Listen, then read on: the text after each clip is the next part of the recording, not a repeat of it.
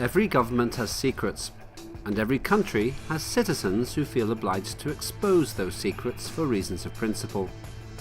Bradley Manning is one of those people. He is serving a 35-year jail term for leaking government secrets in the United States of America. However, all the evidence suggests that he was motivated by his conscience and not by personal gain.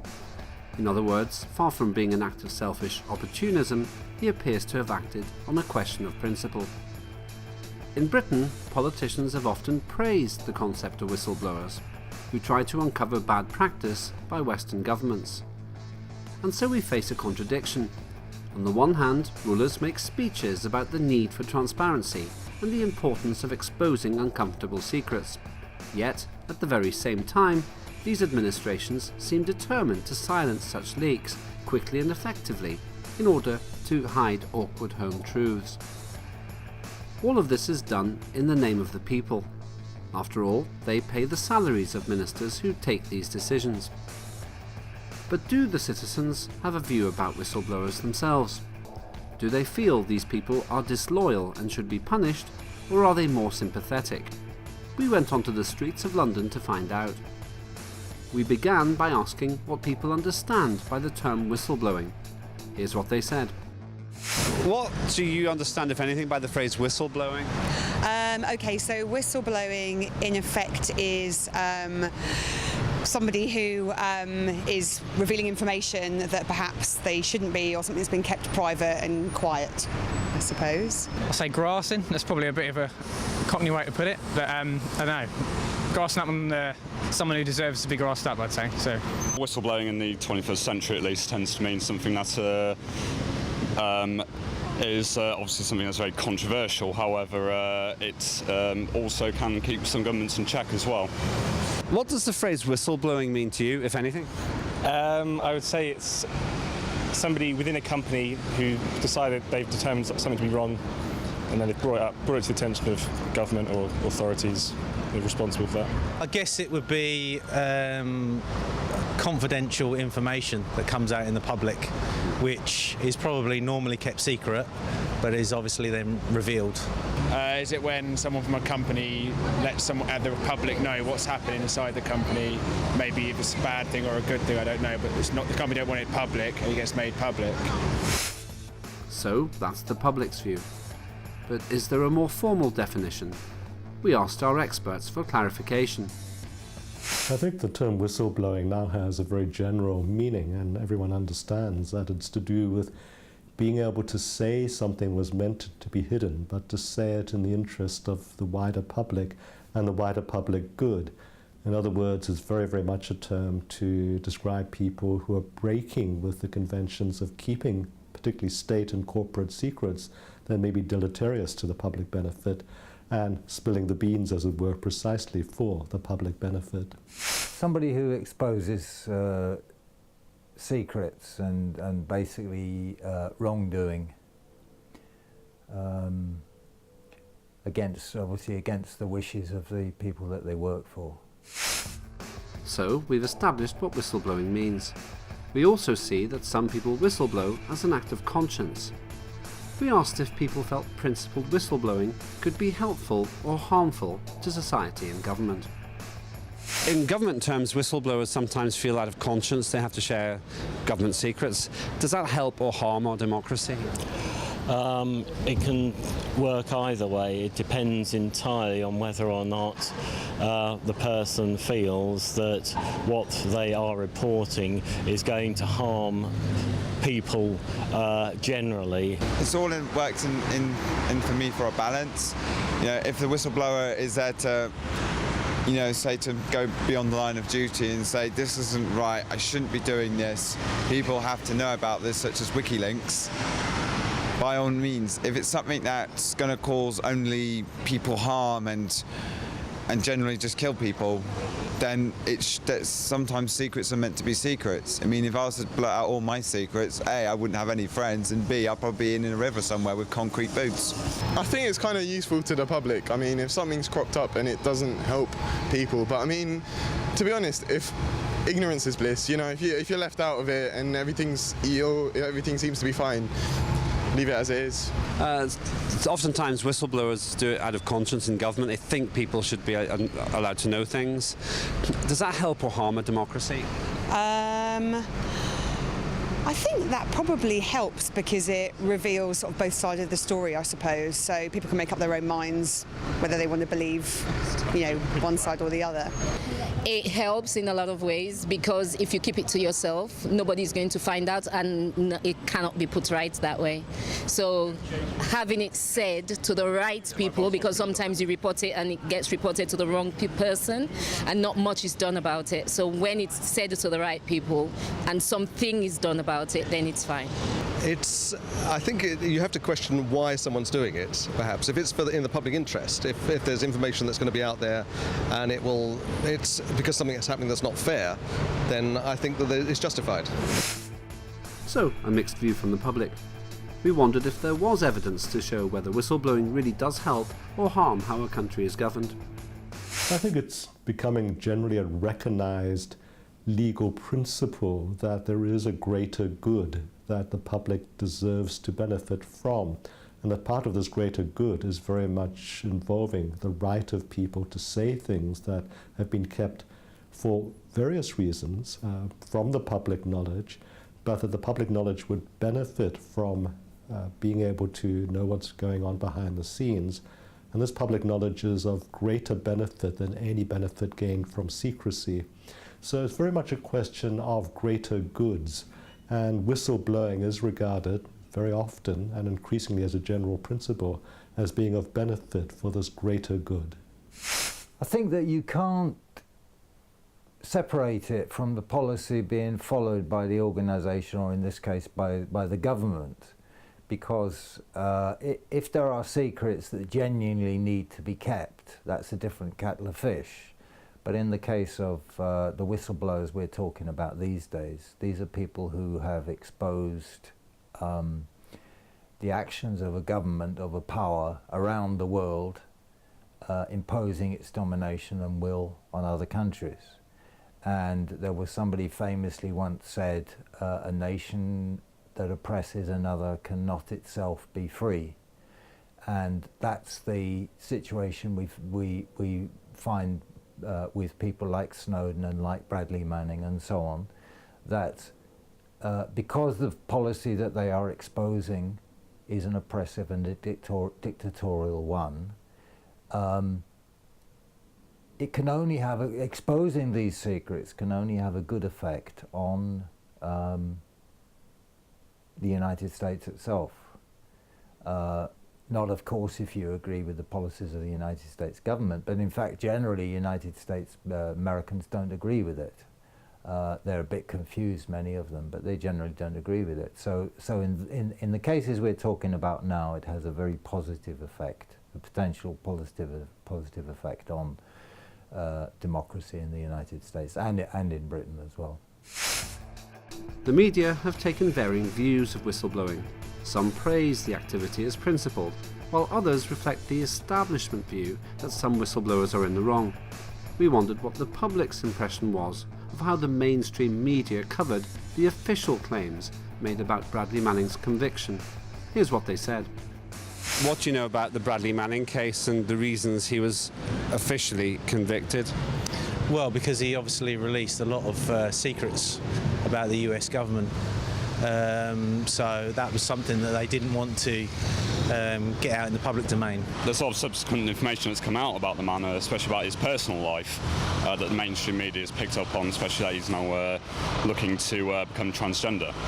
However, the initial reports were quite negative until obviously that information came out about, especially with the Channel 4 News and WikiLeaks and Julian Assange and all these people. But overall, it's, depending on where you look, you'll find bias and balance. You may have heard of Bradley Manning. He's just been convicted of whistleblowing in America. Do you know what the official reason for his conviction was? I think it was endangering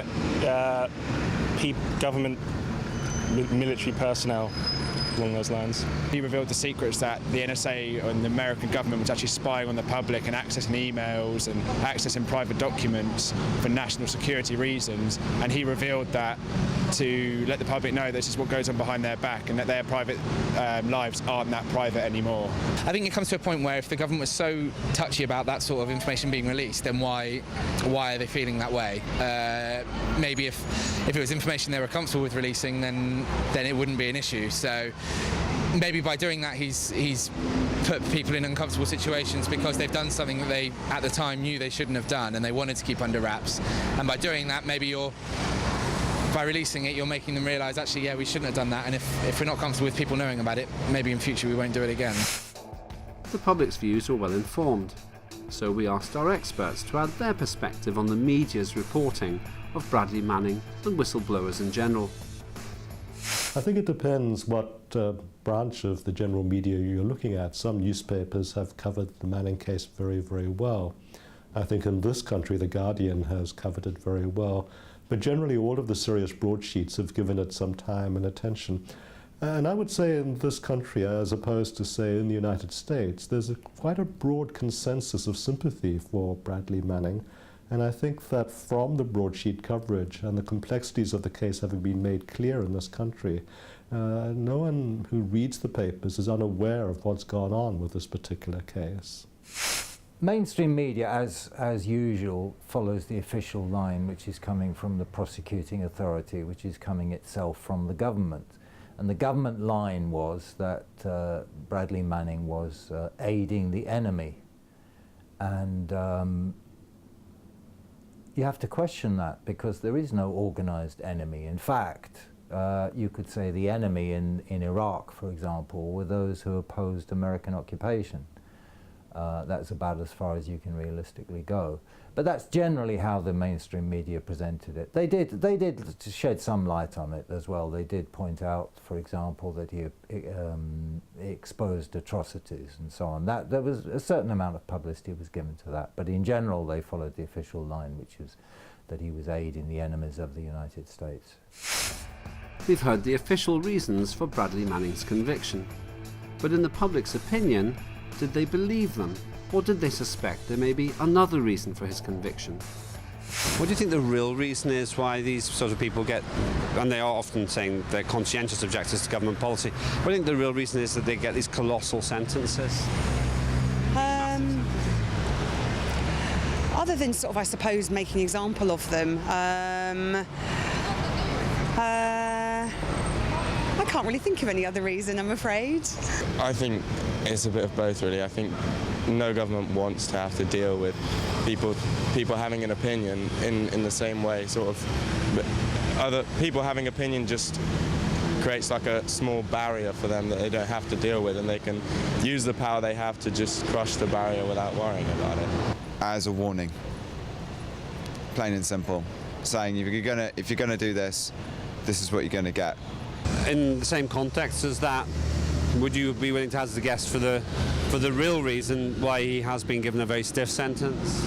It's probably to punish him in order to ensure that other people don't follow suit. I think it's PR based really. The country can't handle that amount of face being lost, really. So I think just to show any other whistleblowers a lesson, I think that the American situation is different to here, probably. There seems to be an overreaction in America very often to the release of information or anything that's in the national interest or national security. So I think there's a bit of a knee-jerk reaction there. So I don't know the case, so I wouldn't comment on it. Strong views from the public. Is there a general pattern regarding how whistleblowers are treated? What I think is at stake here is not just a clash between two bodies of principles, but a question of proportionality. Is the United States government right in hiding so much information from the general public? And I think what Manning was trying to say is that too much is being hidden. It's being hidden as a matter of routine, as a matter of course, but that the public does have a right to know about all of these things, and that a far greater release of information would be for the public benefit, not to compromise security, but precisely so there can be an informed public debate on what security means. After all, it's meant to be security for the general public, and if the general public has no say in the limits of what is being provided for it, then it makes the whole debate about principles a bit hollow. I think firstly because he exposed the rotten policy that they were following, the activities of the United States government. And that itself was a basic reason. But there's also another reason, which is to set an example to anybody else. And between those two things, I think that's the reason, because he exposed their policies and because they wanted to set an example. Bradley Manning was given a 35-year jail sentence. That seems a long time to spend in prison for an act of conscience. But what do the public think? How do they feel this jail term reflects American values of democracy and free speech? He actually got 35 years for that crime, which is more than a lot of people get for murder. Do you feel that's proportionate? Do you think that's right? I'm perhaps not sure if I know enough about his case because of who it could have endangered in that circumstance. But probably, I would say it should be less severe than murder. No, I know America's all about being like freedom of speech. It's never worked out that way. The government's always stepped in and just gone, no, you can't do that. Go away, yeah. For what is done is actually done for the good of the world, I think, because America think they control the whole place. And the fact that he is saying things that, like I said, Americans don't want us to know, is not. Now he's been given 35 years for it. Compared to what other people have done, no, he shouldn't have got that. I don't even think he should get 1 year, personally, not even 35 years. He got 35 years for that, which is actually more than some people have got for murder. Do you feel that's proportionate? What does that say about certainly the American government's view towards whistleblowers? Is it fair? Probably not. It's probably a warning shot, isn't it, to others? They've got to take the hard line, the hard stance to kind of put a stake in the ground as to what's going to happen if this situation happens again. I think it shows that it really made a big impact on the US government, and it shows just how damaging it was and how the government wants to make sure and get a message out to anyone else who wants to do that they won't be tolerated, and it is a big problem for them if it is released. To find out how that jail term compares with various other sentences, we asked our experts if they felt it was fair. The kind of jail term that Bradley Manning got was in keeping with military law. In terms of how one would look at this beyond the limits of military law, it's a harsh sentence. Here's a person who provided information. It was leaked on by others. Those others, who are civilians, would not necessarily face such harsh sentences if they were arrested and found guilty of any crime or misdemeanor. So there's a disproportion here in the way that he was treated. I think it's also quite clear that he is being treated in a certain way to serve as an example, a warning to others not to try to do what he has done. So how does his jail term reflect on American values of democracy and free speech? And in one sense, it does accurately reflect it, but only in the sense that they use this label of promoting democracy and free speech in a very self-seeking way. And they've done that for 100 years and more. And they go around the world raising this banner of democracy and free speech. But what they mean is democracy for themselves and free speech for themselves. They don't actually mean it for the countries which they claim to be bringing it to. And all experience teaches that. That's why for years in the Cold War they supported dictators while talking about democracy and free speech. And only in that sense can you say that Bradley Manning's sentence reflects that. In any sense of people expressing themselves, following their own path, and developing their own democracy, in any of those senses, no, it's exactly the opposite. It doesn't at all uphold democracy and free speech. We finished with one more question. Western politicians often encourage whistleblowing, at home and abroad. But at the same time, The Bradley Manning case shows a very harsh treatment of whistleblowers who act on what they believe is the public interest. Does this strike the public as hypocrisy? Western politicians are very keen to preach to, for example, Middle Eastern politicians and governments about the benefits of whistleblowing. Where do we stand morally when we encourage it in other places and then bang up our Bradley Manning for 35 years? It's all to do with the convenience. It's very nice to preach to other people, to tell them what a free society is like, but in the end they are doing exactly the same as dictators, trying to hide things. In other words, they're just as bad. It's one of those things that is always going to, you know what I mean? It's always going to happen, and that is hypocritical and that is wrong. I honestly don't think we have a say in what the other countries do. If we're going to punish someone for being transparent and revealing what the government is doing, I don't think we have the right to push other countries into doing the same thing and revealing what they're doing if we're not doing the same thing. It's very hypocritical, yes. I think in honest and open government there shouldn't be a need for whistleblowers, because there should be an opportunity for members of staff, particularly in the civil service, to be able to say, I'm not comfortable with this, why is this happening?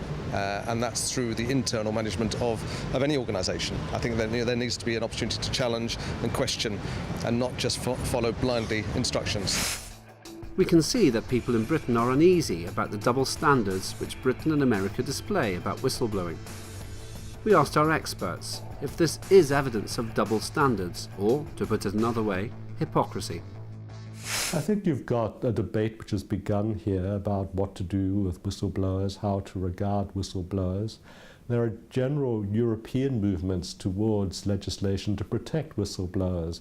Governments in this part of the world, the governments here in the United Kingdom, have campaigned in elections based on the rights of people to be whistleblowers. It's very, very much, however, a general principle that is not always observed in practice. So you have individual cases such as the Manning case, you have individual cases like the Julian Assange case, where all kinds of panic buttons are pushed rather than any reference to a general principle. But the freedom of information, I think, is a sacrosanct principle. And I think the public support for people like Manning is very much based on that general principle that the public has a right to know. I think governments tamper with that, or governments try to limit that at their own peril. I think the way that the Western countries deal with their whistleblowers and other countries is by having a completely different set of words. So it doesn't, when they go around targeting another country and you get somebody speaks against the government of that country, they're very much in favour of it because it undermines that government. And so they have special words like dissident or even freedom fighter, something like that. So that's one category of words of people that they approve of. And then people that they don't approve of, like their own dissidents, their own whistleblowers, they simply don't use the same words. And a harsh sentence for a whistleblower like Bradley Manning is basically because he's undermined the national security of the United States. But if they go and undermine the national security of a couple of dozen other countries, they won't ever use that word. They'll use a word like dissident, anti-regime fighter, and so on. So they have a completely different set of values, different vocabulary, and so on. Bradley Manning's sentence for whistleblowing demonstrates that Western countries have double standards when it comes to free speech.